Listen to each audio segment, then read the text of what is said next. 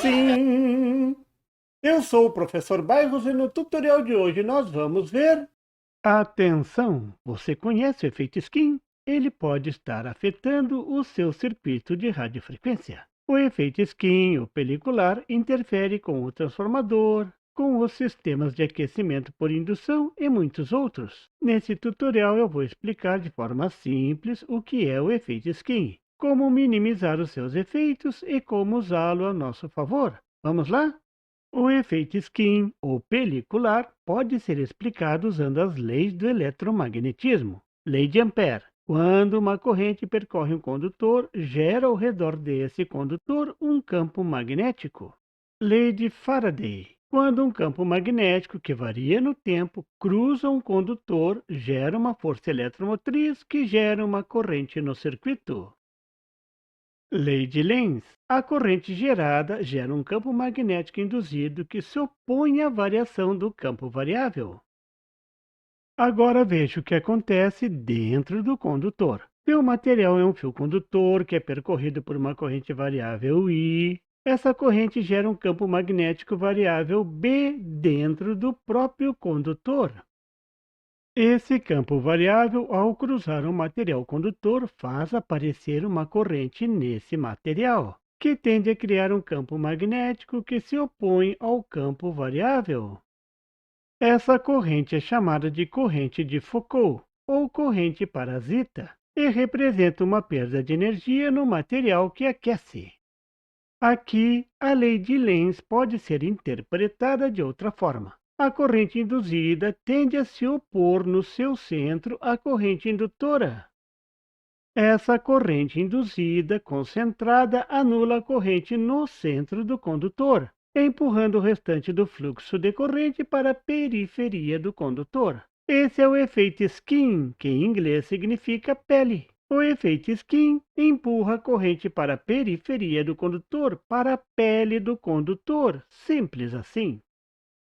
O efeito do efeito skin é uma das causas do aumento da resistividade do condutor, já que a área por onde a corrente passa diminui. Esse aumento da resistividade gera perdas de energia na forma de calor. A tensão na extremidade do condutor diminui.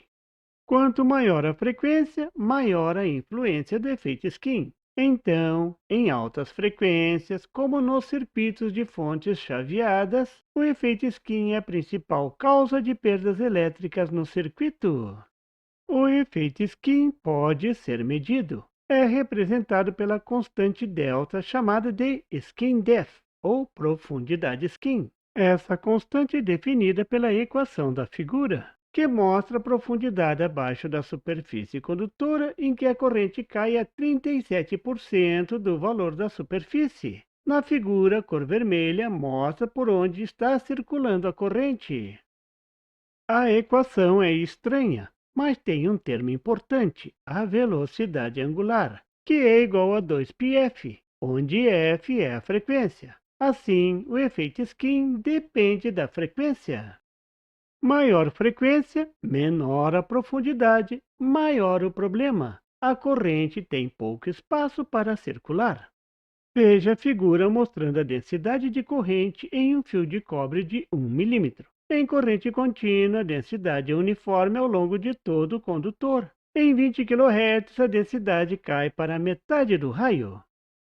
Existe uma fórmula prática para medir a influência do efeito skin. É a fórmula mostrada na figura. Essa fórmula mostra a frequência máxima prática para usar um fio de diâmetro dW, em que a resistência do fio não ultrapassa 10% da resistência em corrente contínua.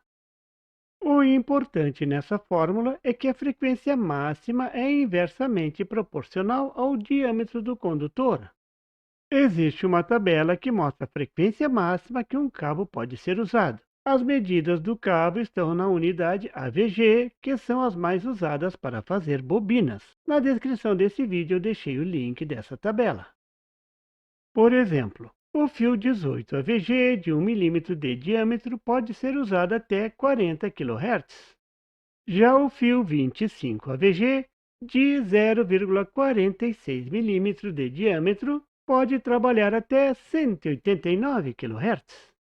Observando esse fato, é possível mitigar o efeito skin, trocando um cabo composto por um fio por um cabo construído com mais de um fio de diâmetro menor em paralelo. Esse tipo de cabo é muito comum em circuitos de distribuição de energia. Outro cabo que usa essa técnica é o chamado fio LITS, que é muito usado para bobinar indutores de radiofrequência. Veja a foto na figura mostrando que um cabo é composto por um monte de fios menores. Assim, se você for fazer um transformador para fonte chaveada que trabalha na frequência da ordem de 100 kHz, pense em usar o fio LITS na sua confecção. Eu deixei o link na descrição desse vídeo de um fornecedor.